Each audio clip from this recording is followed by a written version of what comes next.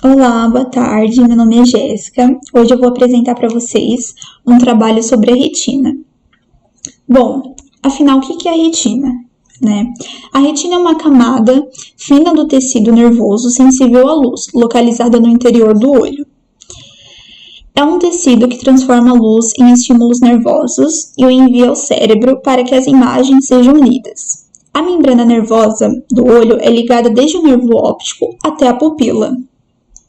É uma estrutura estratificada transparente, composta por neurônios e sinapses.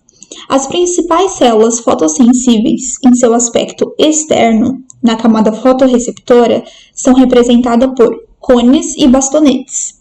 Bom, aqui nessa imagem, a gente consegue visualizar onde se localiza a córnea, a íris e, propriamente dito, a retina. Onde está aqui esse cone meio rosinha, é o cone, e o bastonete onde tem esse conezinho laranja. E aqui tem toda a estrutura, mais pra frente, no decorrer do trabalho, eu vou explicando qual é cada função de cada um. Bom, contudo, as principais células de sensoriamento da luz da retina são as fotorreceptoras, que podem ser caracterizadas por dois tipos, cones e bastonetes. Os bastonetes nos permitem ver em pouca luz, ou seja, eles conseguem fazer com que a gente tenha uma visão em preto e branco, enquanto os cones fazem com que a gente consiga ter a visão em cores, sobre condições normais da iluminação. As células glândulas da retina fotossensitiva são um tipo de neurônio na retina do olho do mamífero. São intrinsecamente fotossensíveis devido à presença de melanopsina, uma proteína sensível à luz. Portanto, constituem uma terceira classe de fotorreceptores. É importante para a entrada de ritmos circadianos e respostas reflexivas, como o reflexo da luz pupilar. Bom, vamos entender melhor, o que é esse ritmo circadiano. É interessante porque quando eu estava pesquisando, sobre o trabalho, sobre alguns fatores que eu nunca tinha ouvido falar, ele é bastante importante, esse ritmo circadiano na nutrição.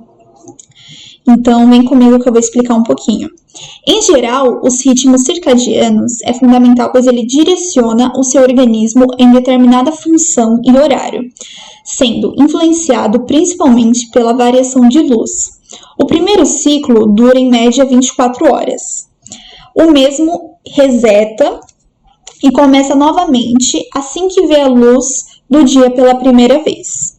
Aqui nessa imagem a gente vai conseguir, visualizar melhor o que é cada processo.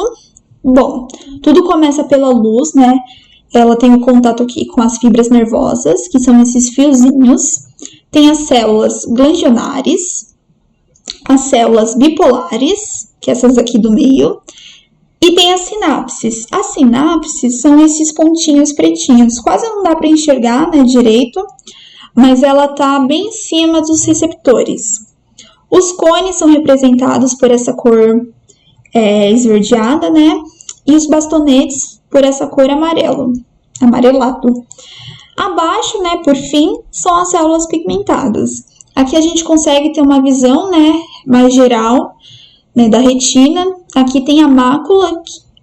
A mácula é de extrema importância, a gente vai falar sobre ela logo no slide abaixo. Ela é responsável pela nossa visão central.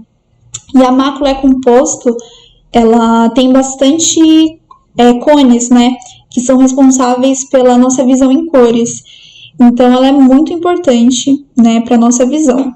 Aqui também tem o nervo óptico, tem a mácula, a artéria retiniana. Bom, aqui, a parte mais sensível da retina é uma pequena área designada mácula, que tem milhões de fotorreceptores bem unidos entre si, do tipo chamado cones. A alta densidade dos cones na mácula gera uma imagem visual detalhada do mesmo modo que uma câmera digital de alta resolução tem mais megapixels. Então, aqui a gente consegue, ter uma visão bem detalhada sobre a mácula. Bom, logo abaixo, a gente vai ter essa imagem sobre vítreo. Vamos entender melhor qual que é a função dele.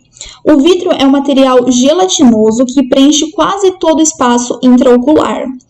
Quando o vítreo se depara na retina, em alguns casos, pode haver uma rasgatura da retina, frequentemente pequena e localizada na região anterior. O único sintoma produzido por essas rupturas são os flashes, ou início súbito de pontos flutuantes que deve ser examinado por um especialista oftalmologista, que irá procurar cuidadosamente por uma ruptura, por uma rotura da retina. Então, aqui a gente consegue, onde está essa setinha amarela, a gente consegue perceber onde ele se localiza. E pela consistência, dessa imagem, dá para visualizar que ele tem uma aparência meio gelatinosa mesmo, É até bonito. Bom, na próxima imagem, a gente vai falar um pouquinho ainda, sobre a retina. A luz que atinge a retina inicia uma cascata de eventos químicos e elétricos, que em última análise desencadeiam impulsos nervosos que são enviados para vários centros visuais do cérebro, através das fibras nervosas do nervo óptico.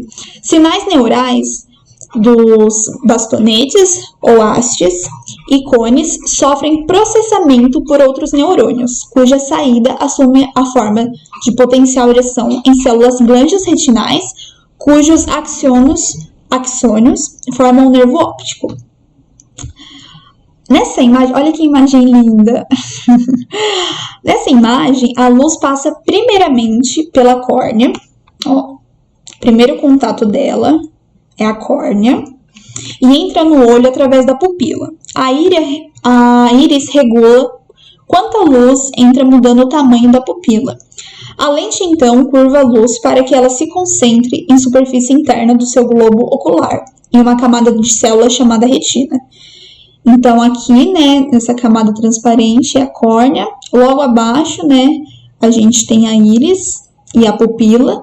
E aqui, a gente tem a retina. Bom, eu vou falar um pouquinho, sobre as camadas da retina, do que ela se compõe, de uma maneira bem geral.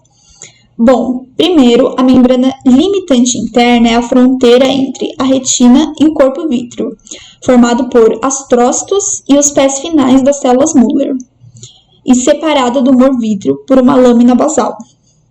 Segundo, a camada de fibra nervosa da retina é formada pela expansão das fibras do nervo óptico. É mais espessa perto do disco óptico, diminuindo gradualmente em direção à hora serrata. Axônios dos corpos celulares e glândulos. Note que uma fina camada de placas das células Müller entre a camada e a membrana limitante interna. Terceiro, camada celular de glândula.